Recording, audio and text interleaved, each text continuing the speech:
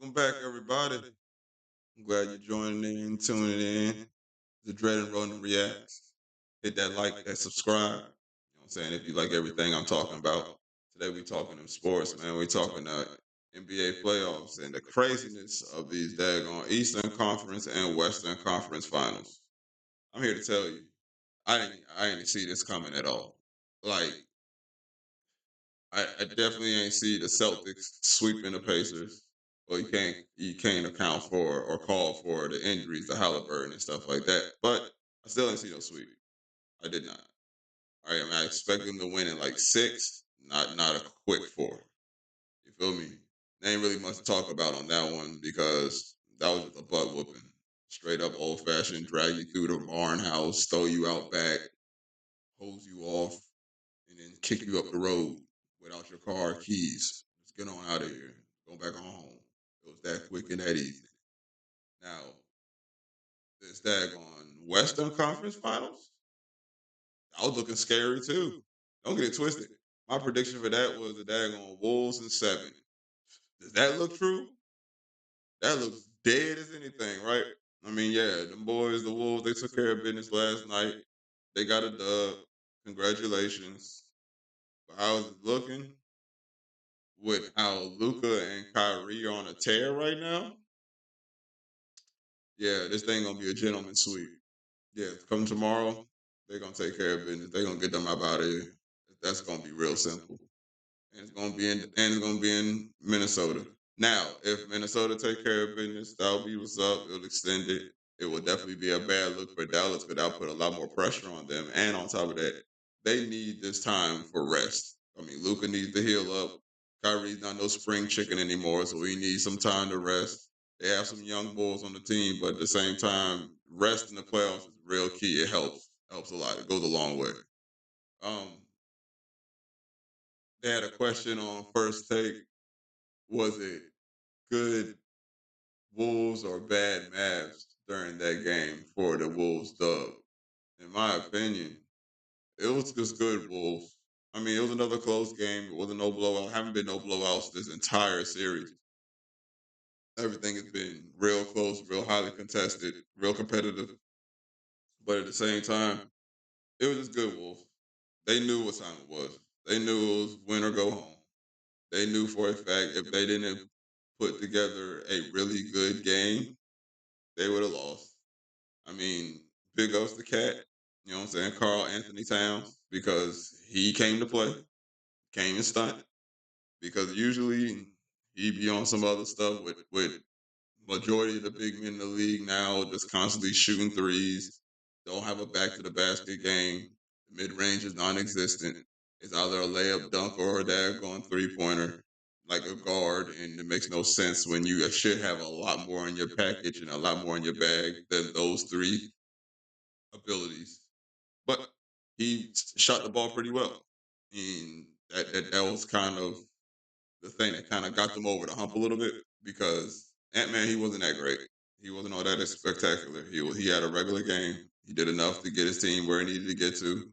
Dribbled entirely too much, in my opinion, in some situations, kind of bottled things up, kind of muddy things up the flow of the game. But that's something that when the film session hit, they can correct. You know what I'm saying? What can they do against Kyrie and Luke? To be honest with you, I have no idea. Like Luca and Kyrie right now are running like a well-oiled machine. They're playing off each other really well. They're not really getting in each other's way. They know when to turn up, when to slow down, and it's working for them. This is the Kyrie experiment. I have to honestly admit, it's actually working out. I was one that was skeptical with all the stuff going on, all the narratives that were being told about him, and how he was just being talked about, and it just seemed like he was a bad teammate or turning into one. Seemed like all the years he had with LeBron kind of wised him up a little bit because it looks like to me he's the LeBron on this team and Luca is the Kyrie. In other words, even though it's Luca's team, Kyrie is that even kill that keeps everything together. so nobody ends up being too sporadic, being too anxious, doing things too fast, not understanding the time of possession, the moment of the game, not making erratic shot selection. He's keeping everybody calm. He's keeping everybody, you know what I'm saying, right there, which is a really good look. And this shows he's grown a lot. I mean, Kyrie has come into the league with a lot of controversy. Keep it above.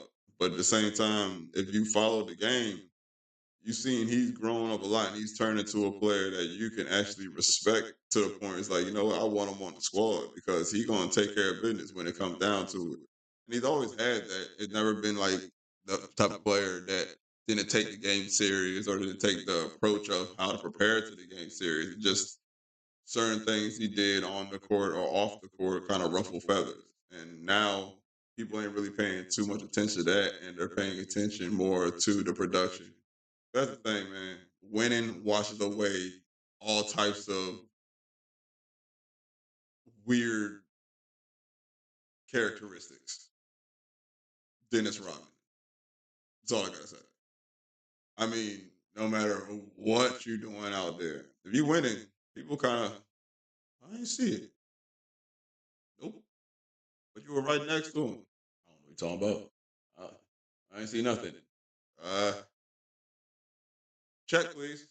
You know what I mean? So, nah, man, like, these playoffs is wild. So I'm really looking forward to seeing what's going on. My opinion, like I said, the Wolves, they still gave themselves a chance, but it's a real small chance. It's not like they really gave themselves a real big hope for a big percentage of making this thing a possibility. But I mean, hey, we've seen crazier things. I mean, shoot, the Cavs came back 3-1 against the Warriors, right? They made cookies.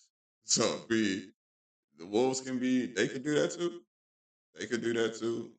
But shoot, and better understand, and the Wolves better understand that if y'all do, say y'all do manage to win this thing in seven and come all the way back and win four straight, y'all gonna be dog ass tired when the finals come. And the Celtics might get y'all down 3-0 just because y'all are tired as crap. Because it seems like y'all haven't snapped out of the games, the 7 game series with the Denver Nuggets yet. Like it just seemed like that win y'all had, y'all finally woke up. It took y'all 3 games to finally recover from that high altitude physical game with the Nuggets. So hopefully, man, since y'all young, y'all snap back, y'all bounce back. I'm expecting to see a good game. I'm expecting to see a competitive game. And hopefully it extends. If not, Dallas going on to them finals. Celtics already there waiting.